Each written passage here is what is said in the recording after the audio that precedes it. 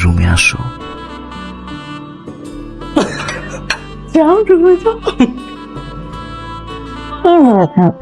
খাবার টেবিলে যে বারবার বললাম খাওয়াই দাও খাওয়াই দাও, পার্ট নিচ্ছিল কেন?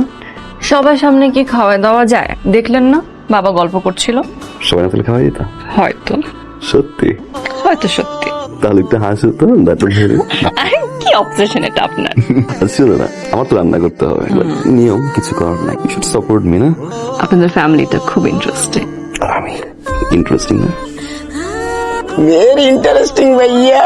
Thank you. ভাইয়া আপনারা খাবার খাচ্ছিলেন তো, এই ফাঁকে আমি বাথরুম পরিষ্কার করতে আসছিলাম। আপনি যে ভাবিরে জড়াই ধরছেন এটা কিন্তু আমি দেখি নাই। আর ভাইজান, আপনারা যে এতক্ষণ পিড়িতের আলাপ করতেছিলেন, আমি না কিচ্ছু শুনি নাই। সত্যি আলিয়া, রুমে ঢোকার আগে একটু কাশি দিতে হয় না? যাও নাকি?